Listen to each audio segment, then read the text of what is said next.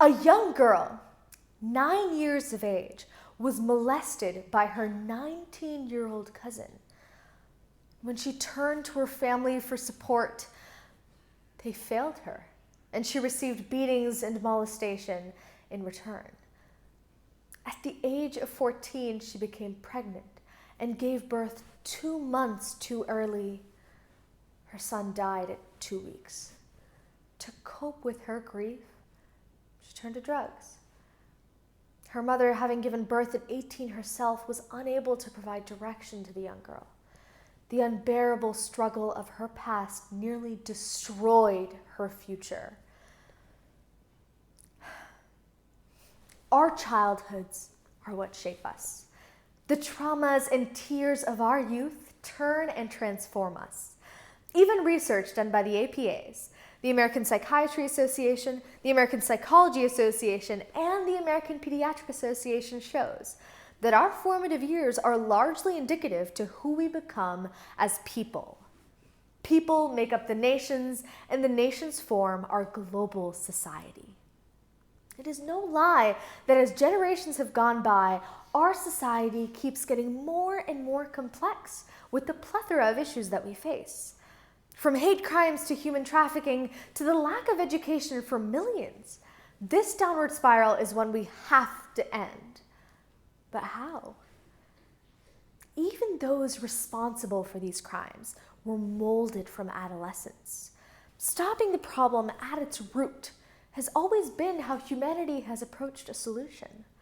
Now, I invite you on a trip down memory lane with me so we can revisit the troubled childhoods of our criminal counterparts, only now as the society or the artist that painted them. We'll view everything, from what they may have eaten, to what education they may have received, to what environments they may have grown up in. Every child in the world holds tremendous potential, like a blank canvas. But with the endless opportunity come a wide margin of error. The artist could easily destroy the canvas.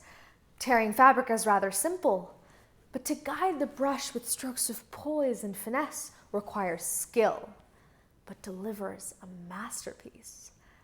Unfortunately, our society had been more of the former. The artist first split the canvas when, according to the Global Alliance for Improved Nutrition, or GAIN, allowed 3.1 million, the population of Dubai or Milan, 3.1 million children to die of malnutrition, when we as a society have the basic responsibility of ensuring that the basic needs of our future generation are met. The fissure continued when the artist failed to recognize that, according to the National Child Traumatic Stress Network, children under the age of 12 are 26% more likely to be traumatized. And of those children, those growing up in war-torn countries are 78% more likely. Those growing up in households ridden with poverty, death, drug addiction, and divorce are 30 to 80% more likely to be traumatized, depending on the degree. Furthermore, the artist failed to recognize that these problems often start from the parent. Parenthood is a tremendous responsibility of society and towards society. Having the biological capacity to bear children should never be the only criterion to have kids. According to the NCSL, or the National Conference of State Legislatures, only 40% of teen mothers graduate high school. And of them, only 2% graduate college by the time they are 30. Women who have children during community college are 65% less likely to get their degree than women who don't have children during that time. Children of teen mothers perform worse on many measures of school readiness. They are 50% more likely to drop out of high school and are more likely than children of older mothers to repeat a grade. The victim is not just one here. Both the mother and the child are vulnerable. And yes, it is possible to raise a child into a responsible citizen under these circumstances, but the chances are objectively and incredibly decreased. Now, the canvas is still salvageable at this point. Nothing a little tape or glue can't fix. But the fissure continued. And according to BBC, 57 million, greater than the population of Canada, an entire nation, 57 million children were left without an education in 2019. Their skills left unsharpened, their talents and left unweaned. Leaving children without an education leaves them incredibly vulnerable to a myriad of problems, such as, when faced with a trafficker, these children often lack discretion. And it pains me to say this, but they eventually fall victim. Children in third world countries are traded like objects, a female child into brothels, a male child as slave laborer.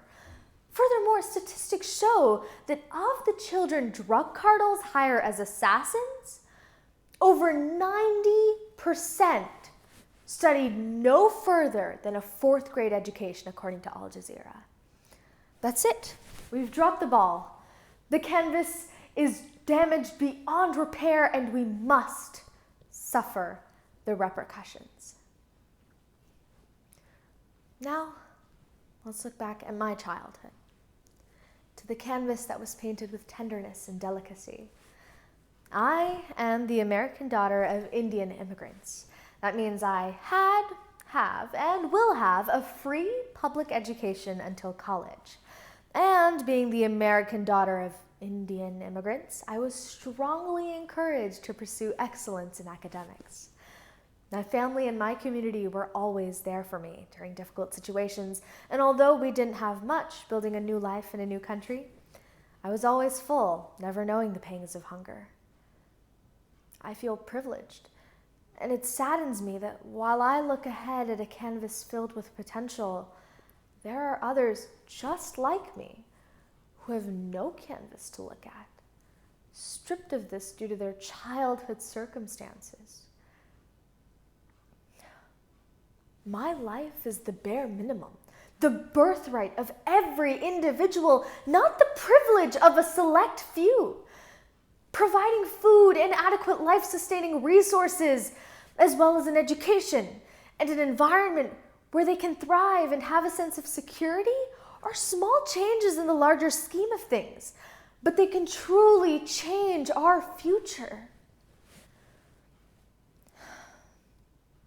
We all have looked at the news and noticed another shooting, suicide, or attack on civilians, and we all have asked ourselves, why? When will this end?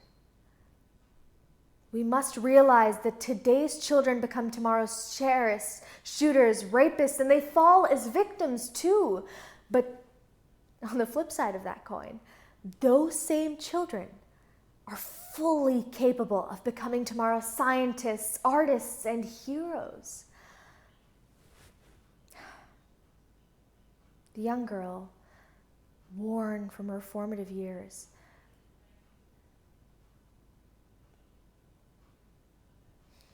abused and worn from her formative years, was encouraged to produce and pursue reading and public speaking.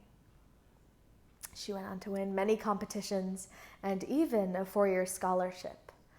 She landed many opportunities into journalism and got into a position where now she is called an award-winning actress, producer, entrepreneur, and philanthropist that she is today. Oprah Winfrey. The canvas can be fixed. You don't have to be a parent to make a difference in this situation. We, the people, we, the constituency, have all the cards. Elect leaders that prioritize a solution to this problem. Engage in organizations such as UNICEF that are prioritizing a solution and working towards it. Advocate and educate for children's rights. Let our future generations no longer drink from a poisoned well. And instead of a ripped canvas, we could have a masterpiece that rivals Van Gogh's, Starry Night or Da Vinci's Mona Lisa. Thank you.